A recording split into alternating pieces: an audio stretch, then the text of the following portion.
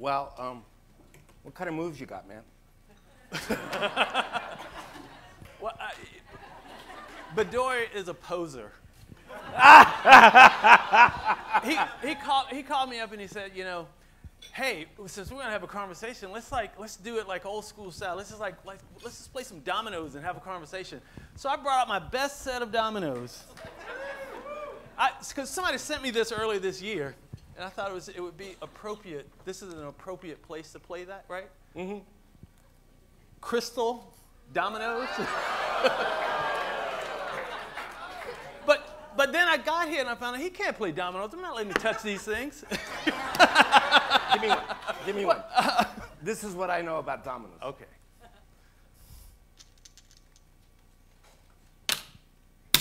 See, he can't even pop it. There you go. You know, or spin it. You know, whatever. Come on, man. Okay. Give it up. Give it up. We have to go to, let's go a different place. I've known Rick for almost 20 years. It's a real pleasure to have this friendship over time. So we're going to do a variety of little things. We're going to talk about, well, congratulations for your MacArthur. Yeah. Thank you. Thank you, thank you. So we've been emailing and sort of chatting about what we're going to do, and Rick is right, so let's do it like a game, and let's see how it flows. We are not Duchamp. This is not chess. This is dominoes. We're going to be putting some things down and just talking about it. Yeah. But I actually put a little thought into this. I have a quote I want to read. Many people know that one of my loves and passions is literature, poetry in particular. There's a poet that's been a really important part of my life. Not that I know him, but just admire him, the poet named Robin Blazer. He was a Canadian poet. He died about 5 or 6 years ago. And in the Canadian world of cultural policy, because the state is so important in that support system, they ask a poet to come to the table to actually engage in policy descriptions. So this is a quote from him. Cultural conditions always approach cultural conditions always approach what we mean by the word world, or the process of composing one. The world is never simplicity. The world is never separately social, political, artistic, or sacred, but rather it is made up of the entanglement of discourses having to do with men and women, earth and heaven. Mm-hmm. So I think that becomes a good prompt to get in that entanglement, and especially now in this sort of phrase of composing the world, how you compose the world, and my first question is, how did you move from basketball to art? Because he got a scholarship to go to be an athlete. Yeah, I know. He's just saying that because he tried to play baseball and didn't quite make it either. But so we're in the same boat in the end, you know. So, but I think sometimes we're too conventional in how we look for things to unfold, and I think I was a product of that in a sense that I was being an artist and trying to figure out how to make work that had importance and value, and you always look to your peers and you look to the institutions that basically, supposed to have the answers for you. And the answer for me, came from a 15 or 16-year-old high school student who actually gave me probably one of the best critiques I've ever had before and after. I think it was around 1992. I used to do these kind of large-scale political installations that dealt with all kind of political issues. And particularly in 1991, I had done this one that dealt with police brutality and issues around that, and brought all the stuff back to my studio. And somebody brought a high school class by my studio, and this one kid was looking around and he was complimenting me on what he had seen. But before he left, he came back and he said, well, Mr. Lowe, while your paintings and sculptures show what happens in our communities really well, it's like, that's not what we need. We don't need people telling us what's happening in our communities. We need solutions. It's like, if you're an artist and you're creative, why can't you create a solution? You know, and that was like a critique from a 15 or 16-year-old, you know, that basically challenged me at the root of the work, you know, which was completely surprising. And so I took that and of course went back to my usual place, started looking in art books and all that kind of stuff. And that was a good thing, because then I stumbled upon Joseph Boy's term social sculpture, and in which he defined as the way in which we shape and mold the world around us. And that was an interesting place for me to start investigating. And that led me to thinking about sculpting neighborhoods as a process for art. And it's been an interesting journey. So between 1992 and 1994, I rooted around and figured out some things about all that integratedness that you just talked about there, about, you know, how complex the world is. I mean, the neighborhoods are the same thing, right? So, you know, we have to think about them in that complex way. You know, so we wanted, with starting Project Row Houses, we wanted to be able to create a place where artists like myself that were doing things in cultural institutions outside of the community could actually do it within the community. And so that was the first source, but then it was connected to, there was this opportunity connected to real estate. And then once we were there, then I learned a whole new thing about community engagement. It's really about listening, you know, and positioning yourself in a way that you can listen. And so as we started working on the physical environment, we started to realize that we weren't doing something that was strictly something for artists. We were doing something for the rest of these people in the community who came and informed us that, you know, education is important. You know, how do you address that? They came and told us housing is important, you know, and how do you, so all these things started to come up. But the surprising thing about it was that even more than that, what they were saying to us too is that, you know, we're creative people and we're a creative body, and we should be involved in the creation of what it is that's gonna speak to us and for us and how it happens. So in that involvement, in that composing of a community, with a community, that's kind of how I got to know Rick a little bit. I was the director of NAO, National Association of Artists Organizations. It was a network of alternative spaces. So, and Houston has a rich, rich history of alternative spaces. Project Row House, Diverse Works, Aurora, Lawndale. Lawndale. So, you know, when you visit cities, often the Visitors Bureau will want you to do all the museums, and that's cool. But really, when you want to know what's like happening at the local level, that's really an important part. So I'm going to digress. You got some free time, go to check out his place. So this notion, though, of social sculpture, which is really important, guiding voice in your life. Recently, Rick and I were both at a conference in New York, Creative Time Conference, and Rick, I believe it or not, I did throw the firecracker. You threw the firecracker. And he said something, and I'd like you to reflect on a little bit, that social practice, which is the buzzword in the academy, is the gentrification of community arts. Mm-hmm. Yeah. See?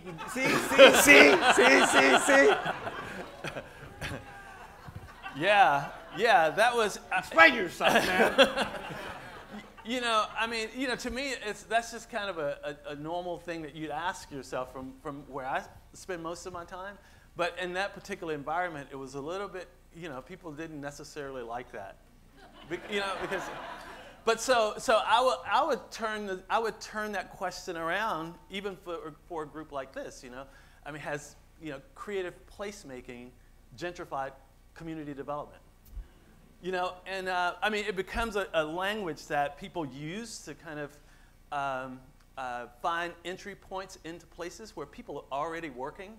You know, and there's already meaningful activity that's happening, and you know, so it just, you know, and it's not, I mean, it has to happen, right? I mean, you know, people have to figure out how to get into different pockets of areas that they want to be and want to work. But the thing I was trying to get that group to understand, the same thing I would say here, is that we have to understand our privileged perspective and our privileged position. I mean, particularly in the context of community development. You know, for the arts to come into community development is, and also a lot of it is dealing with kind of equity issues. There's a kind of activist side to community development, and usually in disadvantaged communities. And so when we come in as arts people into the process of placemaking, which is community development and those kinds of things, you have the people that have been there for a long time working, struggling with little to no resources.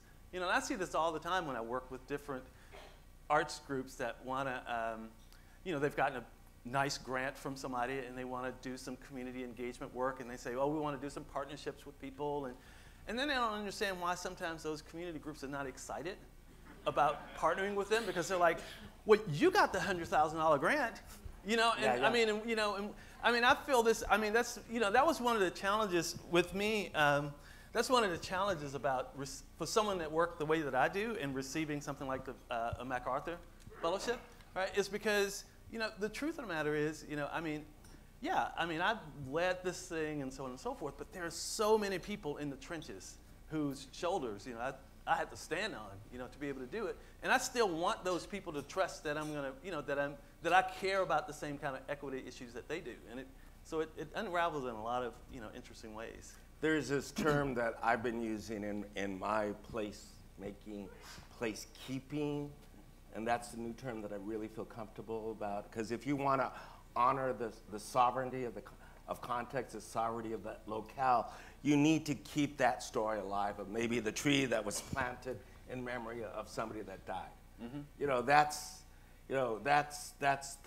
really, really important. So can you just talk a little bit about, because I already kind of know a little bit of the story of how you, last night some of us went to the Eldorado Ballroom, and sort of like how your project has grown from 12 houses to, what are you, 3 blocks or something like that? Yeah, I mean, earlier today, we went to a panel earlier that was talking about kind of arts and real estate.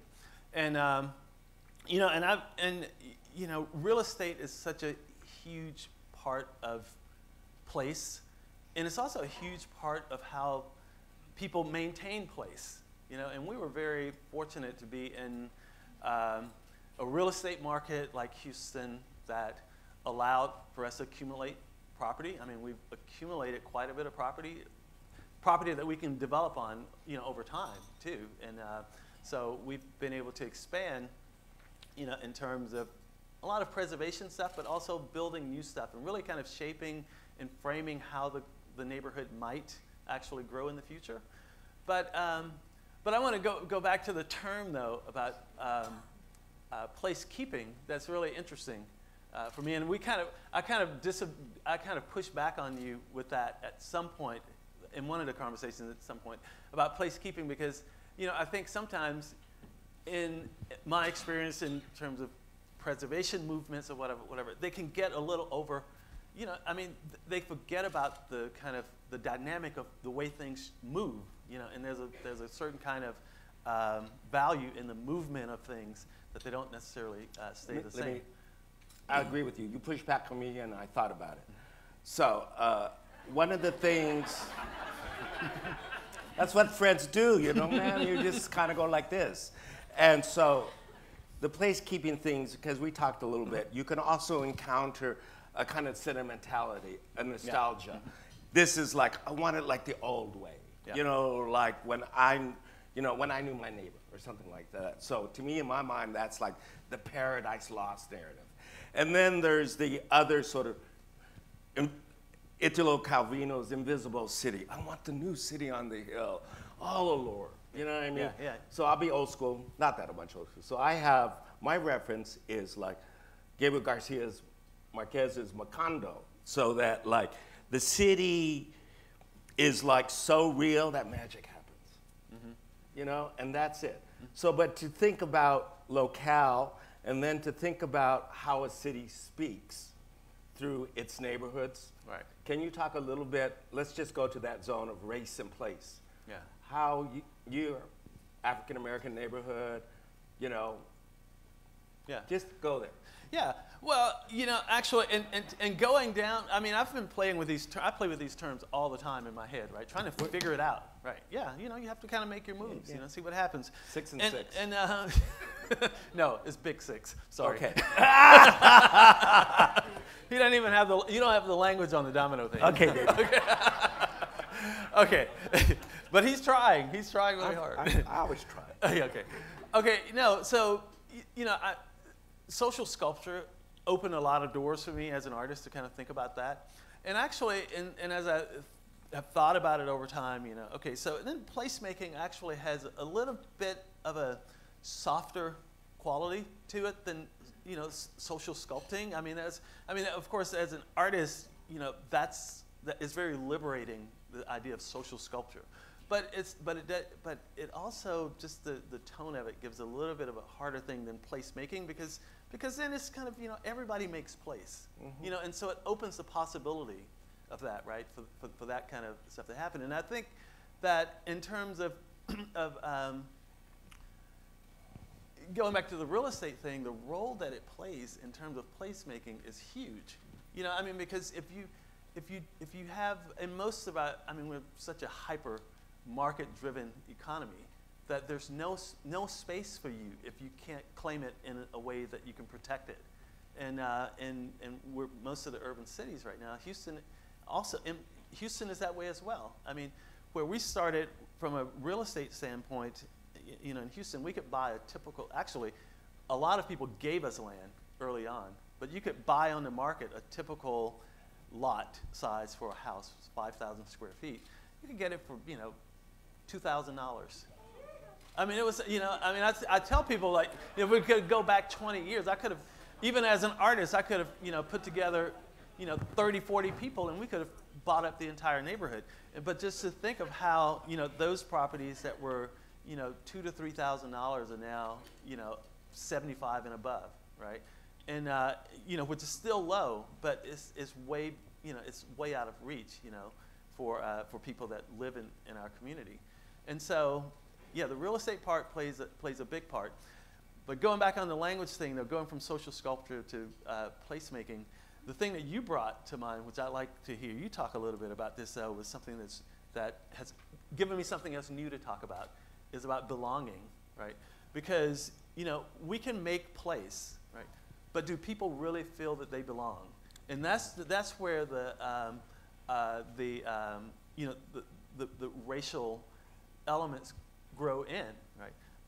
As artists, arts organizations, and cultural producers, oftentimes it does separate us sometimes from the communities that we operate in. That's one of the reasons that I play dominoes all the time in our neighborhood on any corner that I can find that people play. With even people that don't know how to play. No. I don't belong, huh? No, but it's like, you know, it's important, I think, to be able to honor what people do in their community, you know, and to be able to place yourself in there as someone who respects their belonging of place. But I want to hear you talk about that, because it's something new to me. Thank you. The initiative that they referred to earlier in my introduction was a civic engagement platform, placemaking platform that we have in place in Tucson. And you know, when the ship was launched around creative placemaking and this major focus, I kind of sat there and was like, okay, I think that's right. I think that's my ship. And then, no, it wasn't working for me. I mean, I don't damn, you know, the initiatives that are behind that. But what came clear to me is that before you can have places of belonging, you have to have a sense you belong. Mm-hmm. And the work of trying to create a sense of belonging is really about social relationships, mm-hmm. and about trust, and about heritage, and it's about voice. And so you invest in that. And in some ways, because I'm coming from Tucson, where the politics of disbelonging are so toxic. You don't belong because you're brown. You don't belong because you're reading a Chicano book, literature. You don't belong because, so the toxicity of that border zone and the militarization of that border zone sort of made this the urgency about, like, no, I do belong. Let's create agency around what we do. And so that's how I've come to that. We'll come back to it maybe at the end, but I'm very mindful now of, like, how do you create a social movement of belonging? And what does that look like? And what are the characteristics? And how does it feel? How does it work? You know, and stuff like that. And placemaking is really important to, you know, having places where you belong, like go to the El Dorado. But, you know, there's also, you know, sort of like, I wrote this paper called Creative Placemaking, Politics of Belonging and Disbelonging. And what became my reference was Ella Fitzgerald's version of Bewitched, Bothered, and Bewildered. And I said, I think we're in the zone with placemaking. Are we bewitched? Are we bothered? Are we bewildered? And I'm all three. You know. But let's go jump ahead a little bit. Another question I'll throw it back in your court. I know what a court is. Listen, dude. No, there's a mutual colleague of ours, an academic by the name of George Lipschitz, who's at Santa Barbara. He's written a lot about the white spatial imaginary and unpacks sort of the history of housing covenants and how locations get racialized. So I want to be really direct about, you know, what does it mean for an African-American man working in an African-American community and the spatial imaginary that's working in your zone, in your billion-dollar head? Well, you know, the question is, how do you hold it? You know, how do you maintain? I mean, it exists among the people that have been there forever, right? There's a certain level of belonging, you know, that they know what that spatial imaginary is. You know, they know the hierarchy of how things move. You know, the levels of how you respect. They know how to exist next to the drug dealers. Yeah. You know, I mean, they know how that function, right? And you know, but the question is, as neighborhoods grow, I mean, you have this influx coming from the outside of people that don't know those things. So the things that people who understand the spatial imaginary embrace, the people that are coming in from the outside are frightened by it. So, for instance, you know, Dowling Street is the main street that goes through our area at Project Row Houses.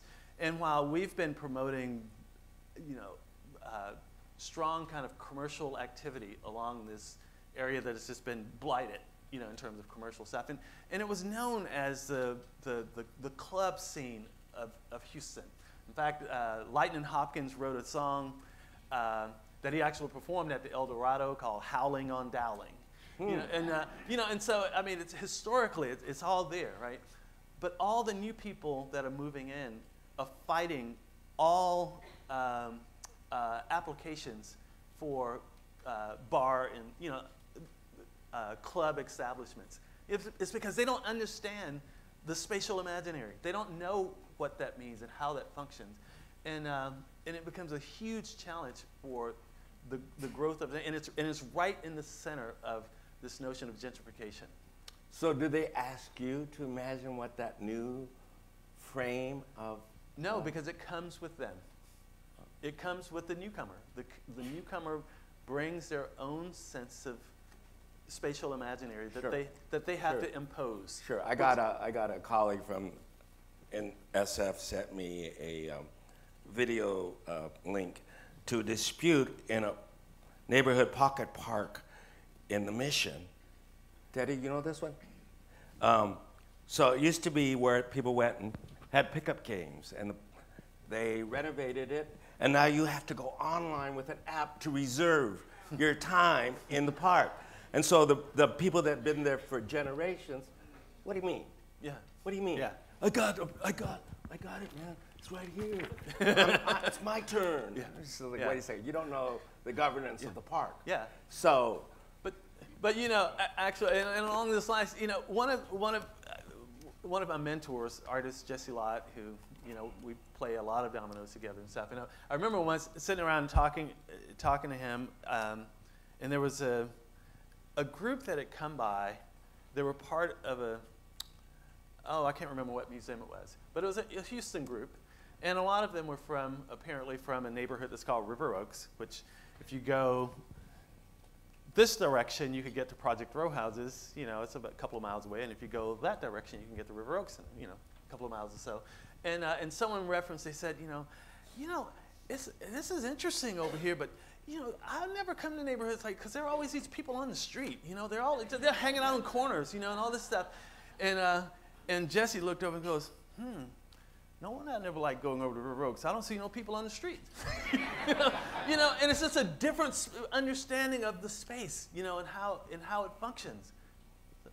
Yeah, no. I think that I think is one of the charges we have as being kind of in the positions that we are in, and the responsibilities of it was said earlier today, of listening. Yeah.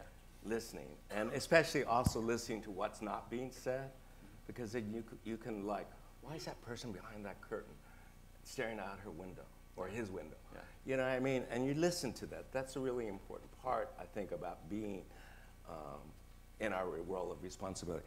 Tamara, how are we doing on time? Yeah. Oh, cool. Let's go on this one thing. This is something that we have talked a little bit about, which makes me, you know, I'm always a little nervous about this, though, about managing expectations. Oh. You know,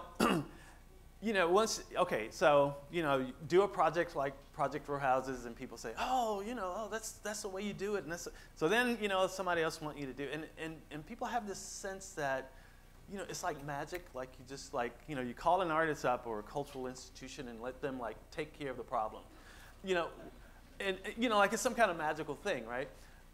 One of the best ways it was illustrated to me was in a web conversation between a critic, Ben Davis, who did a piece critical of social practice, and he used Project Row Houses as the example, you know, of, you know, like if this is a great example of social practice, and it deals with the issue of housing, but they've only done like 70-something units of housing, and the city of Houston has thousands of, you know, units of housing problems. You know, what's the big deal? I mean, are you overselling it? You know, whatever. And so it generated an interesting conversation that the critic was on, Tom Finkelpearl, a good friend, Nato Thompson, and we all participated in this conversation. And it was I thought it was very, very good. It was very fruitful. But there was one point in the conversation, he posted a photo that he pulled from Facebook of a group of about 5 or 6 young people after Hurricane Sandy, Long Island. And apparently they have been doing some work helping kind of, you know, helping deal with after the hurricane stuff. But they took a photograph of themselves behind a hand-painted sign that said, "We've got this." And it's like, no, you don't. I mean, how can you, I mean, so it's like this, you know, this inflated notion of, you know, what we can do as the arts and as artists sometimes, you know, it can get a little bit scary for me because then that level of expectation, you know, so how do you do that? I'm going to get nasty here because people expect me to throw like firecrackers. So it's really hard. I mean, first of all, but like we have talked previously about sort of, going back to the creative time moment and the notion of social practice. So right after SB 1070, passed, and the banning of Mexican American studies, there was, and it's all part of a moment that started when Gabby Giffords got shot. So there was like 18 months of just this horrific stuff. And you know, we get all these kids calling me up. He says, "I want to go down there and help you out," you know, and talking about expectations. You know, and then I kind of like, okay, well, who are you? What are you? You know, and then I just realized they're part of a river called White Savior Industrial Complex, and I'm gonna go save you. And you know, so what is the expectation of that earnest artist? Yeah. And what is the expectation of? And I learned this mainly from the Native community that I work with. Man, you have to sit at that table for hundreds of years. Absolutely. That's how it works. Yeah. And you don't expect anything, man. But you just better be there when it's time to be there. That's right. And they'll tell you, you know. So anyway, so that managing that expectation thing is really, really hard. And Steve Tepper talked about it a little bit when he talked about yesterday. You weren't here for Steve, but he talked about slow We live in a moment of the demand of immediacy. We're going to solve this problem right now in Arizona. You know, all we have to do is just go down there. And then if you're told to sit in that circle and you're invited to the circle, but, you know, nobody wants to hear you because they'll say, oh, he's new. And if you're new, that's what you have to do, maybe for a while. Yeah. Anyway. Yeah. No, that's you know, that to me is such a huge challenge, and to think about trying to do it, you know, in such a fast and efficient way it defies any kind of sloppy work. Yeah, logic, because I mean, you know, when I think of the African American community in particular, you know, I mean, we've been, you know, it took a long time for those communities to build something, right? I mean, you know, from slavery to some thriving neighborhoods, and then we've spent about 40, 50 years disempowering them, you know, and you know, you can't spend 40 years disempowering someone and expect to empower them immediately. When we chatted on the phone, we come from a school in which we like giving out homework assignments. So we have one for you, and this is what we're going to end our conversation at. Please tell us and think about how your work is part of a social movement of belonging, and really reflect on that and share it with us. Because I think once you see your work as a bigger movement, that's really wonderful. And not so much a movement like I'm going to end cancer tomorrow, and you can clock it. Knowing that a movement like this of belonging is as long as the planet is around. That's right. Doesn't end. It's work. It's work. It goes on and on and on. That's what gives life meaning for us, that we can work. Well, it's that composing of the world, the entanglement of men and women, heaven and earth. Yep. You know? All right. Okay, baby. Good. Very good. Thank you.